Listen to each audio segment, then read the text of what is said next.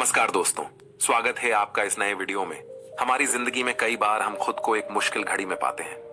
कई बार हमें बड़े फैसले लेने पड़ते हैं, लेकिन हमें यह नहीं पता होता कि वो सही है या गलत। क्या उस फैसले का परिणाम हमारे जीवन में खुशियां लाएगा या मुसीबत। लेकिन कई बार हमारे पास सही निर्णय लेने की सुझाव नहीं होते और हम जल्दबाजी में फैसला कर लेते हैं, और उन फैसलों की वजह से हमारी जिंदगी सुखमय हो सकती है या फिर हमारी जिंदगी नरक से भी बढ़कर हो सकती है। इसलिए सही फैसला लेने की क्षमता हमारे जीवन में सफलता हासिल करने के लिए आवश्यक है। तो चलिए आज की इस बोध कहानी के माध्यम से जानते हैं कि जीवन में सही फैसले कैसे लिए जाएं, और यह भी कि सही निर्णय लेने के तरीका कौन सा है। तो बिना किसी देरी के कहानी शुरू करते हैं दोस्तों। कई साल पहले की बात है। एक छोटे से राज्य में एक बौद्ध भिक्षु निवास कर रहे थे, जिन्हें सभी जगहों पर उनके ज्ञान के बड़े चर्चे थे। वह बौद्ध भिक्षु बहुत ज्ञानी थे। उनके पास लोग बहुत दूर दूर से आते थे ताकि वे उनसे अपनी समस्याओं का समाधान प्राप्त कर सके। उनके पास कोई भी कैसी भी समस्या लेकर क्यों ना आए, वह समस्या का समाधान अवश्य करते थे। जब भी वह किसी की समस्या सुनते तो उस समस्या को बड़े ही ध्यान से सुनते, समझते, उसमें लीन हो जाते, और उसके बाद कुछ देर के लिए वह आंखें बंद करते और समस्या के बारे में अच्छे से सोच विचार करते और उसके बाद उसका समाधान देते। ऐसे में कोई भी व्यक्ति उनके बारे में केवल एक ही बात सोचता था, शायद इन साधु के पास कोई ऐसी चमत्कारिक शक्तियां हैं जिससे यह समाधान पूछते हैं और उसके बाद हमें वह समाधान बताते हैं। एक बार एक युवक ने उन महाराज से यह पूछ भी लिया, क्या आपके पास ऐसी कोई चमत्कारी शक्तियां हैं जिसके कारण आप हमारी समस्याओं का समाधान करते हैं, या आपके पास ऐसी कोई दिव्य दृष्टि है जिससे आप हमारी समस्याओं का समाधान खोज पाते हैं। उस युवक की यह बात सुनकर वह साधु जोर जोर से हंसने लगे, लेकिन उन्होंने उस युवक की बात का कोई जवाब नहीं दिया। उसके कुछ ही दिनों बाद उस राज्य में एक बड़ी अजीब सी घटना घटी। उस राज्य में एक बुढ़िया औरत रहा करती थी, जो अपने पूरे घर में अकेले ही रहती थी। उसका कोई न था। उस राज्य से होकर 4 मित्र अपने घर की ओर जा रहे थे। वे लोग दूसरे नगर में काम करके पैसा इकट्ठा करके अपने गांव की ओर जा रहे थे। ये बात बहुत पुराने जमाने की है, जब यातायात के साधन ना हुआ करते थे, इसलिए वे लोग पैदल ही यात्रा किया करते थे। इसी कारण वे चारों मित्र अपने अपने धन को इकट्ठा करके अपने गांव की ओर प्रस्थान कर रहे थे। उन चारों ने अपना अपना धन एक छोटी सी पोटली में रखा था और उसी पोटली में उन सब की सारी कमाई थी। तभी उन चारों मित्रों में से एक मित्र कहता है, मित्रों, इस तरह से यदि हम अपना धन अलग अलग रखेंगे तो इससे हमारा धन चोरी हो सकता है। क्यों ना हम अपना सारा धन एक ही पोटली में रख दें, जिससे हम सब इस पर ध्यान भी दे सकेंगे और हमारा धन सुरक्षित भी हो जाएगा। और जब हम अपने गांव पहुंच जाएंगे तो हम वहां पर अपना अपना हिस्सा इसमें से ले लेंगे। उन तीनों मित्रों ने उस युवक की बात मान ली और वे सभी मिलकर अपना धन एक ही पोटली में रख देते हैं और वे सभी मिलकर अपने गांव की ओर आगे बढ़ते हैं। चलते चलते काफी समय बीत चुका था और अब रात्रि होने वाली थी। तभी आगे चलकर रास्ते में उन्हें एक घर दिखाई दिया, जहां पर एक बूढ़ी औरत रहा करती थी। रात्रि का समय भी हो चुका था और उन चारों मित्रों को रात रुकने के लिए कोई ना कोई जगह की आवश्यकता भी थी। ऐसे में उन चारों ने मिलकर यह योजना बनाई कि वे लोग आज रात इसी घर में ठहरेंगे। इसलिए वे चारों लोग उस घर की ओर आगे बढ़ते हैं। उस घर का दरवाजा खटखटाते हैं। तभी सामने से एक बूढ़ी औरत दरवाजा खोलती है और उन चारों मित्रों में से एक मित्र हाथ जोड़कर उस बूढ़ी औरत से कहता है, माता जी, हम अपने गांव की ओर जा रहे थे, लेकिन यहाँ रास्ते में ही रात हो गई और अब हम इतनी रात में सफर नहीं कर सकते। इसलिए हमारी आपसे विनती है कि हम आपके यहाँ पर एक रात रुकना चाहते हैं। सुबह होते ही हम यहाँ से चले जाएंगे। उस बूढ़ी औरत ने काफी देर सोच विचार किया और उसके बाद वह बूढ़ी औरत कहती है, ठीक है, तुम सभी आज रात के लिए यहाँ पर रुक सकते हो। मुझे कोई दिक्कत नहीं, मैं खाना बनाने जा रही हूँ। कहो तो तुम लोगों के लिए भी बना दूं। उन चारों ने सहमति जताते हुए कहा, हाँ बिल्कुल। उसके बाद उन चारों मित्रों ने धन की पोटली उस बूढ़ी औरत को थमा दी और कहा, उसके बाद उन चारों मित्रों ने धन की पोटली उस बूढ़ी औरत को थमा दी और कहा, माता जी, इस पोटली में हमारे साल भर की कमाई है। हम चारों ने अब तक का अपना सारा कमाया हुआ धन इसी पोटली में रखा है और अब हम इसे आपको सौंपते हैं क्योंकि यह हम चारों से ज्यादा आपके पास सुरक्षित होगा। हम बस इतना चाहते हैं कि यदि हम चारों में से कोई एक व्यक्ति से लेने आए तो आप इस पोटली को उसे मत देना जब तक कि हम चारों एक साथ इस पोटली को लेने न आए। तभी वह बूढ़ी औरत कहती है, ठीक है बेटा, यदि तुम चारों एक साथ आओगे तभी मैं इस पोटली को आपको सौंपेंगे। और वैसे भी आप लोग तो सुबह यहां से चले जाने वाले हैं। मैं आपको सुबह ही यह पोटली थमा दूंगी, वह धन की पोटली। उस बूढ़ी औरत को थमाकर चारों मित्र निश्चिंत हो जाते हैं कि अब उनका धन सुरक्षित है और वे लोग खाना खाकर सो जाते हैं। अगली सुबह जब वह चारों उठते हैं तो सभी लोग अपनी आगे की यात्रा के लिए तैयारियां शुरू कर देते हैं। उन चारों नौजवानों में से एक नौजवान थोड़ा सा बदमाश था। वह अपने उन तीनों मित्रों से कहता है, भाइयों, इस बूढ़ी औरत ने हमारी रात भर खातिरदारी की है, हमें अच्छा भोजन खिलाया, सोने के लिए अच्छी जगह दी, रात भर यहाँ सर छुपाने के लिए एक अच्छा मकान दिया और हमने अब तक उसके लिए कुछ नहीं किया। वह बूढ़ी औरत अकेले ही खेतों में काम कर रही है। क्या हम सभी यहाँ से जाने से पहले इस बूढ़ी औरत की मदद नहीं कर सकते?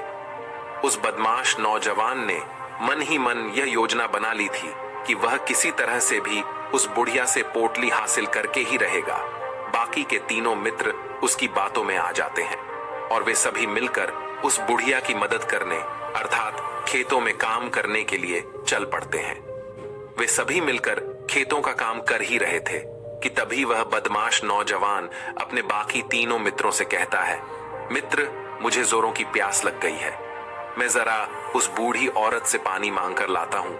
वह बाकी मित्र भी अब काफी थक चुके थे, उन्हें भी जोरों की प्यास लगी थी, इसलिए वह तीनों मित्र उसे वहां से जाने की अनुमति दे देते हैं। जैसे ही वह बदमाश उस बूढ़ी औरत के पास पहुंचता है, वह उस बूढ़ी औरत से कहता है, माता जी, अब हम यहाँ से जा रहे हैं, कृपया करके हमारे धन की पोटली हमें वापस दे दें। इस पर वह बूढ़ी औरत कहती है, नहीं नहीं, जब तक तुम चारों एक साथ ना हो तब तक मैं वह पोटली किसी को नहीं दे सकती। तुम्ही ने तो कहा था कि जब तक हम चारों एक साथ ना हो तब तक यह पोटली किसी को नहीं देनी है। तभी वह बदमाश उन तीनों की तरफ इशारा करते हुए कहता, हे लाओ। उन तीनों ने सोचा कि हमारा मित्र हमारे लिए पानी लाना चाहता है, इसलिए वह हमसे आज्ञा मांग रहा है। तभी उन तीनों मित्रों ने इशारे में उस युवक से कहा, हाँ हाँ ठीक है, ले आओ। ये देख, उस बुढ़िया को यह लगने लगा कि अब ये चारों यहाँ से जा रहे हैं और ये अपनी पोटली मांग रहे हैं, इसलिए उस बुढ़िया ने वह कोटलाकर उस बदमाश के हाथों में रख दी और वह बदमाश उस पोटली को लेकर वहां से चला गया और बाकी के तीनों मित्र अपने खेत के काम में व्यस्त हो जाते हैं। कुछ देर के बाद जब वह तीनों खेत का काम करके वापस लौटते हैं और बुढ़िया से कहते हैं, माता जी, हमारा मित्र जो यहाँ पानी पीने आया था वह कहाँ गया? इस पर वह बुढ़िया कहती हैं, क्या वह पानी पीने आया था? पर वो तो कह रहा था कि हम चारों जा रहे हैं, कृपया करके हमारे धन की पोटली हमें थमा दें। तब तीनों बड़े आश्चर्य होकर उस बुढ़िया से कहते हैं, माता जी, हमने भला कब कहा वह पोटली मांगी थी? हमें तो प्यास लगी थी और हमने पानी के लिए इशारा किया था। तभी बूढ़ी औरत उन तीनों से कहती हैं, परंतु अब तो वह पोटली लेकर जा चुका है। तभी वह तीनों मित्र सर पकड़कर रोने लगते हैं और कहते हैं, माता जी, उसमें हमारा सारा कमाया हुआ धन था जो वह अकेले लेकर भाग चुका है। हमने तो आपको कहा था कि जब तक हम चारों एक साथ न आए तब तक आपको वह पोटली किसी को नहीं देनी है, फिर आपने ऐसा क्यों किया? इसमें आप ही की गलती है। हमने आपको उस पोटली की हिफाजत के लिए रखा था और आपने उसे एक ऐसे आदमी के हाथों में दे दिया जिसने हमारा सारा धन हमसे लूट लिया। हम बर्दाश्त नहीं करेंगे, हम राजा के पास जाएंगे और राजा से आपकी शिकायत करेंगे, न्याय की मांग करेंगे। अब तो इस बात का राजा ही फैसला करेंगे। तीनों नौजवान क्रोधित होकर राज दरबार में पहुंच जाते हैं और अपनी सारी समस्या उन राजा को बता देते हैं। जब वह राजा उन तीनों नौजवानों की बात ध्यानपूर्वक सुनता है तो वह तुरंत ही उस बुढ़िया को राज दरबार में पेश होने का आदेश देता है। राजा के आदेश पर राजा के सैनिक तुरंत ही उस बूढ़ी औरत को राज दरबार में पेश करते हैं और राजा भरी दरबार उस बूढ़ी औरत को दोषी करार कर देता है और कहता है, तुम्हें वह पोटली उस अकेले व्यक्ति को नहीं देनी चाहिए थी। जब उन्होंने तुमसे कहा था कि जब तक वह चारों एक साथ उस पोटली को लेने ना आए तब तक तुम्हें वह धन किसी को नहीं देना चाहिए था। इसमें तुम्हारी गलती है और अब तुम्हें इसका हर्जाना भरना होगा। तुम्हें इनका धन लौटाना होगा। बहुत बच्चे स्मशान भूमि में मिले हैं। यहाँ के सब बच्चे HIV पॉजिटिव।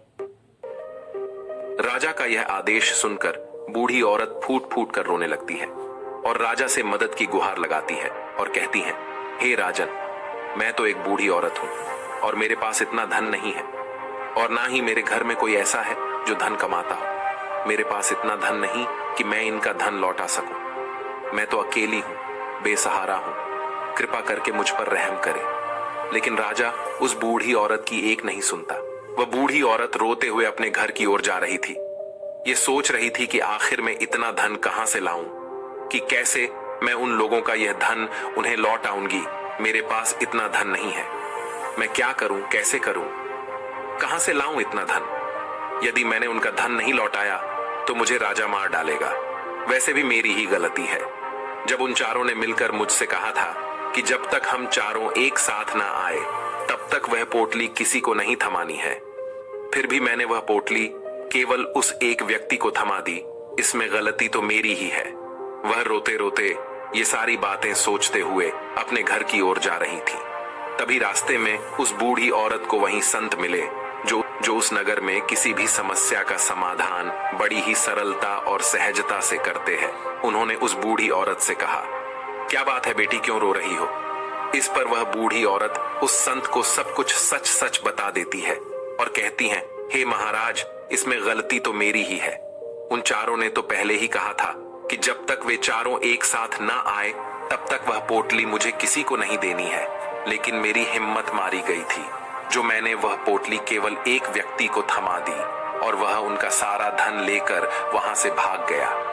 लेकिन अब मुझे यह समझ नहीं आ रहा कि मैं वह सारा धन कहां से लाऊं, कैसे जुटाऊं। मेरे पास इतना धन नहीं है और राजा ने तो आदेश भी दे दिया है कि मुझे उनका धन लौटाना ही पड़ेगा।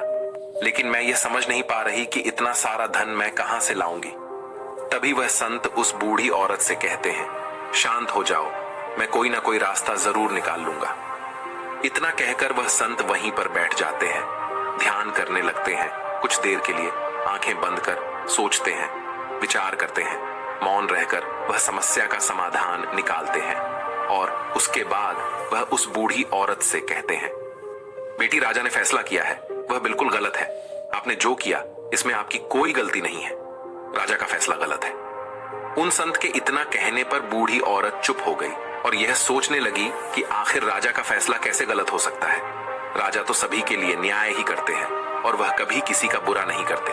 फिर आखिर आज राजा का फैसला कैसे गलत हो गया?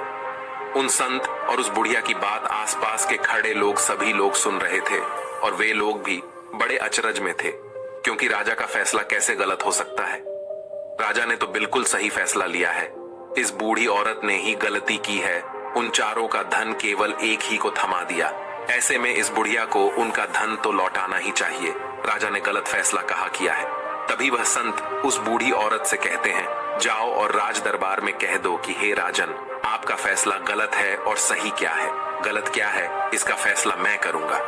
पहले तो बूढ़ी औरत इतनी हिम्मत ही नहीं जुटा पा रही थी कि वह राज दरबार में जाकर भरे राज दरबार में राजा को ये कह सके कि राजन, आपका फैसला गलत है। लेकिन जैसे तैसे उसने हिम्मत जुटाई और वह वापस राज दरबार लौटी। उसने डरते हुए भरे राज दरबार राजा से बड़ी थर्राती आवाज में कहा, हे राजन, आपने जो फैसला किया है वह फैसला गलत है। इतना कहकर उसने राजा को सारी बात सच सच बता दी। उस बूढ़ी औरत की बात सुनकर राजा बहुत क्रोधित हुआ। राजा ने उस बूढ़ी औरत से कहा, कौन है वह संत जिसने मेरे फैसले को गलत बताया है? क्या उन्हें नहीं लगता कि मैंने सही निर्णय लिया है? मैं हर रोज कई निर्णय लेता हूं, कई फैसले करता हूं, लेकिन आज तक कभी किसी ने मुझसे यह नहीं कहा कि मेरा फैसला गलत है। यदि उन संत ने मुझे सही फैसला न सुनाया, उन्हें फांसी की सजा दे दूंगा। यह बात पूरे नगर में फैल गई। सभी लोग यह जानने के लिए हैरान थे कि आखिर वह साधु ऐसा कौन सा फैसला सुनाने वाले हैं जो राजा से भी उचित होगा, जिसमें सबके लिए न्याय होगा। राजा ने अपने सैनिकों को तुरंत ही आदेश दिया कि जाओ और संत को राज दरबार में लाओ। राजा की आज्ञा के अनुसार वे सैनिक तुरंत ही उन संत को लेने के लिए निकल पड़े। वे लोग कुछ ही देर बाद उन संत को लेकर राज दरबार पहुंचे। राज दरबार में सभी लोग उपस्थित थे और सभी लोग उन संत के फैसले का इंतजार कर रहे थे। उन संत को देखकर राजा कहता है, महाराज, आपको ऐसा क्यों लगता है कि हमने जो फैसला किया है वह गलत है? इस बुढ़िया ने यह वादा किया था कि वह चारों लोगों को एक साथ ही वह पोटली जमाएगी, फिर आखिर उसने अपना वादा क्यों तोड़ा? इसने यह गलती क्यों की कि इसने केवल एक ही को पोटली थमा दी और वह उनका सारा धन लेकर यहां से भाग गया? तो क्या इसमें इसकी गलती नहीं है? क्या इससे इनका धन नहीं लौटाना चाहिए? इस पर वह साधु बड़ी विनम्रता से राजा से कहते हैं, हे राजन, यह आपका फैसला था, लेकिन मैं आपसे कुछ कहना चाहता हूं। इस पर राजा कहता है, ठीक है, कहिए आप क्या कहना चाहते? इस पर वह साधु बड़ी विनम्रता से राजा से कहता है, हे राजन, जैसा कि वादा किया गया था कि पोटली एक साथ उन चारों को ही दी जाएगी, तो अभी तो ये केवल 3 है, चौथा कहाँ है? तो इनसे कहिए कि ये लोग यहाँ से वापस जाएं और अपने उस चौथे मित्र को यहाँ लेकर आए, तभी इनका धन वापस किया जाएगा। और वादा भी ऐसा ही किया गया था कि जब तक चारों लोग एक साथ ना हो तब तक उनका धन उन्हें नहीं लौटाया जाएगा। और यदि यह बूढ़ी औरत इन तीनों को धन लौटा देती है तो ये बूढ़ी औरत अपना वादा तोड़ देगी और ये सही नहीं है। इसलिए यदि आप चाहते हैं कि इनका धन लौट आया जाए तो पहले इनसे कहिए कि ये लोग जाएं और अपने उस चौथे मित्र को यहाँ पर वापस ले आए। उस राज दरबार में हर कोई इस बात को सुनकर बहुत खुश हुआ। सभी ने उन संत की बहुत तारीफ की। राजा भी उन संत के इस फैसले से पूरी तरह से सहमत था। राजा तुरंत ही उन संत के सामने सिर झुका लेता है और हाथ जोड़कर उनसे कहता है, हे महाराज, आपका यह फैसला इतना सही कैसे हो सकता है? आखिरी बात मेरे दिमाग में आई क्यों नहीं? मैंने इस बात को इस तरह से सोचा क्यों नहीं? तभी वह साधु उस राजा से कहते हैं, हे राजन, आपके पास और भी काम होते हैं। आप दिन भर व्यस्त रहते हैं और आपको जल्दबाजी में फैसले लेने पड़ते हैं। आपने इस मामले को सुना समझा, लेकिन इसे देखने में आप गलती कर गए। इससे आपने केवल ऊपरी तौर पर देखा। आपने इसकी गहराई तक जाने का प्रयास तक नहीं किया। यदि आपने इस मामले की गहराई को देखा होता, समझा होता, तो आप भी इसी नतीजे पर आते। जब तक हम किसी मामले की गहराई तक नहीं जाते, तब तक हम उसका सही समाधान नहीं निकाल सकते। लेकिन हम में से अधिकांश लोग तो अपने फैसले केवल जल्दबाजी में लेना चाहते हैं, भले ही वह मामला कितना भी गंभीर क्यों ना हो। हमें तो बस अपना हक चाहिए, हमारा नाम होना चाहिए, भले ही फैसला हमारे लिए आगे चलकर हमारे लिए नुकसानदायी क्यों ना हो। लेकिन हम तो उस मामले की गहराई तक जाने के लिए सोचते तक नहीं। तभी वह राजा उन संत से कहता है, हे महाराज, क्या आपके पास कोई दिव्य शक्तियां हैं? क्या आपके पास ऐसी कोई चमत्कारिक शक्ति है जिसे आप सवाल करते हैं और बदले में वह आपको जवाब देती है, जिस कारण आप सटीक और सही समाधान बता पाते हैं? राजा की यह बात सुनकर वसंत मुस्कुराने लगे और राजा से कहते हैं, हे राजन, ये सवाल मुझसे कई लोगों ने पूछा है और मैंने कभी किसी का कोई जवाब नहीं दिया, लेकिन आप इस राज्य के राजा हैं, इसलिए मैं आपके इस प्रश्न का उत्तर देता हूं। आप में से कई लोगों को यहाँ ऐसा लगता है कि मेरे पास कोई ऐसी शक्तियां हैं जिससे मैं बात कर सकता हूं, जिससे मैं कोई भी समस्या का समाधान पा सकता हूं। लेकिन मैं आप लोगों को एक बात सच सच बता देता हूं, मेरे पास ऐसी कोई शक्तियां नहीं हैं। मैं तो केवल हर मामले की गहराई तक सोचता हूं, उस बात पर विचार करता हूं, और जब मैं विचार करता हूं तो मेरे सामने कई सारे समाधान आते हैं, और जो समाधान मेरे सामने आते हैं मैं उन पर भी विचार करता हूं, उनके बारे में भी गहराई तक जाता हूं, और जब मुझे लगता है कि इस समस्या का समाधान यही होना चाहिए, तभी मैं समाधान उस व्यक्ति को देता हूं ताकि वह अपनी समस्या का समाधान कर सके। अब आप ही सोचिए, आप जल्दबाजी में यह फैसला लेकर इस बुढ़िया का जीवन पूरी तरह से बर्बाद कर देते। हमारा पूरा जीवन केवल एक फैसले पर निर्भर करता है। यदि वह फैसला सही हुआ तो हमारा जीवन अच्छा बन जाएगा, और यदि वह फैसला गलत निकला तो हमारा जीवन नर्क से भी बदतर हो सकता है। इसलिए यदि आप सही और सटीक फैसला लेना चाहते हैं तो आपको मौन रहना सीखना पड़ेगा। मौन रहकर उस पर विचार करना सीखना होगा, क्योंकि हमारे फैसले ही हमारा भविष्य तय करते हैं, हमारी जिंदगी का अगला पड़ाव तय करते हैं। फिर चाहे वह फैसले छोटे हों या बड़े, वे ही हमारी जिंदगी को निर्धारित करते हैं। इसलिए सबसे पहले हमें सही फैसले लेने के लिए मौन रहना सीखना आवश्यक है, उन पर विचार करना आवश्यक है। और जब आप ऐसा करते हैं तो आपके सामने एक ही समस्या के कई सारे समाधान निकल कर आते हैं। और जब आप उन पर गौर करेंगे तो आपको यह समझ में आएगा कि उन फैसलों का समाधान कैसा होना चाहिए, कि समाधान से आपको क्या फायदा होगा और क्या नुकसान होगा, या उस समाधान पर सोच और विचार करने पर ही आप उसे समझ सकते हैं। और तभी आप यह निर्णय भी ले सकते हैं कि क्या यह समाधान उचित रहेगा या नहीं। और यह सब संभव हो सकता है यदि हम कम बोलना शुरू करें, अब पूरी तरह से मौन हो जाए। इसका अर्थ यह है कि आप भीतर से शांत हो जाएं। और जब आप भीतर से शांत होने लगते हैं तो आपका मन स्पष्ट होने लगता है, साफ होने लगता है, और आप किसी भी चीज पर सोच विचार कर सकते हैं। और जब आप भीतर से शांत होने लगते हैं तो आप ऊपर से भी कम बोलते हैं। और जब आप धीरे धीरे कम बोलने के आदी हो जाते हैं तो आप साफ और स्पष्ट तौर पर सोच और समझ पाते हैं। आपके विचारों में शुद्धता आ जाती है, जिससे आपको यह साफ और स्पष्ट देखने को मिल जाता है ये कौन सा फैसला सही होगा और कौन सा फैसला गलत होगा। आपको उस परिस्थिति में क्या करना चाहिए और क्या नहीं करना चाहिए। लेकिन हम में से अधिकांश लोग अपने आप को सही साबित करने के लिए, अपने आप को ऊंचा साबित करने के लिए अत्यधिक बोलते हैं, और इतना बोलते हैं कि हर कोई उनकी बातों को गंभीरता से नहीं लेता। उन्हें ऐसा लगता है कि मानो ज्यादा बोलना ही हमारे लिए हमारा शस्त्र है, लेकिन वह यह भूल जाते हैं कि वह अत्यधिक बोलकर मूर्ख बन रहे हैं। लोग हमारा मजाक बनाते हैं, हमें मूर्ख समझते हैं, हमसे दूर रहने लगते हैं क्योंकि उन्हें हमारी बक बक अच्छी नहीं लगती।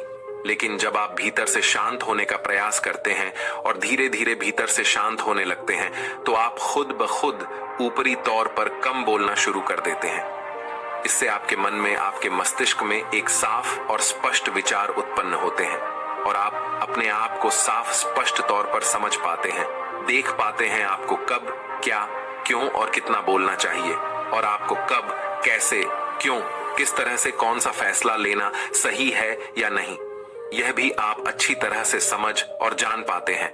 जब आप कम बोलना शुरू करते हैं तब आप अपने आप को बहुत अच्छी तरह से समझना शुरू कर देते हैं, अपने आप पर अच्छी तरह से विचार करना शुरू कर देते हैं। तब आपको यह बात भी बहुत अच्छी तरह से समझ में आने लगती है कि जो हम बेकार की बक बक करते हैं उस पर हमारे शरीर की बेवजह ही कितनी सारी ऊर्जा यूं ही व्यर्थ हो जाती है, नष्ट हो जाती है, जिसे हम चाहे तो किसी जरूरी काम में लगा सकते हैं, फैसले लेने में लगा सकते हैं, जिससे हम तनाव मुक्त रह सकते हैं और हमें अच्छी नींद भी आ सकती है। और यदि आप इसी प्रकार सोच विचार कर फैसले लेना शुरू करते हैं तो आपका मस्तिष्क भी अच्छी तरह से काम करने लगता है, और आपका मस्तिष्क पहले से भी ज्यादा शक्तिशाली हो जाता है। और इसका एक बहुत अच्छा उदाहरण भी आपको मैं बताना चाहूंगा। जब आप स्कूल में पढ़ते थे या फिर आज भी आप पढ़ रहे हो तो आपने देखा होगा कि जो बच्चे होनहार होते हैं, होशियार होते हैं, वे लोग बहुत कम बातें करते हैं और अपना समय सही चीजों में लगाते हैं। वह अधिकांशतः अपना समय मौन होकर ही बिताते हैं। इसी वजह से वह पढ़ाई करने में बहुत तेज होते हैं। वह जो कुछ भी पढ़ना चाहते हैं वह उसे याद कर ले जाते हैं। लेकिन वहीं पर दूसरी तरफ जो लोग बहुत अधिक बोलते हैं, यदि आप उन्हें पूरे 24 घंटे भी दे दें तो भी वह उस तरह से उन चीजों को याद नहीं रख सकते जिस तरह से वह मौन रखने वाले बच्चे उन बातों को याद कर लेते हैं। और महान चाणक्य ने भी यही कहा है कि जो व्यक्ति ये समझ जाता है कि उसे कब, कहां और कितना बोलना चाहिए, उस व्यक्ति को सफल होने से कोई नहीं रोक सकता। और आप इतिहास उठाकर देख सकते हैं आज तक जो भी लोग महान हैं, जो लोग भी सक्सेसफुल बने हैं, उन लोगों की आदत बहुत कम बोलने की है। उनका पूरा ध्यान केवल अपने लक्ष्य पर होता है और अपना पूरा समय वह अपने लक्ष्य को पाने में ही लगा देते हैं। इसीलिए आपको भी यह आदत अपने जीवन में उतारनी चाहिए। और कम बोलने का अर्थ यह नहीं कि आप ऊपर से कम बोलें, बल्कि आप भीतर से कम बोलिए, भीतर से शांत रहिए। यदि आप रोज इसका अभ्यास करते हैं तो केवल कुछ दिनों में ही इससे होने वाले लाभ आपको आपके सामने नजर आने लगेंगे। दोस्त, भीतर से शांत रहिए। यदि आप रोज इसका अभ्यास करते हैं तो केवल कुछ दिनों में ही इससे होने वाले लाभ आपको आपके सामने नजर आने लगेंगे। दोस्तों, आपने आज के इस वीडियो से क्या सीखा वह मुझे आप कमेंट में बता सकते हैं। इसी के साथ मैं उम्मीद है कि आपको आज की वीडियो पसंद आई होगी, तो इस वीडियो को उस इंसान को शेयर करें जिससे ये कहानी सुनने की जरूरत है, और उसी के ठीक बाद चैनल को सब्सक्राइब करें। तो चलिए फिर मिलते हैं ऐसी एक और नई वीडियो में एक नए मैसेज के साथ। तब तक के लिए अपना ख्याल रखें। धन्यवाद और नमो बुद्धाय।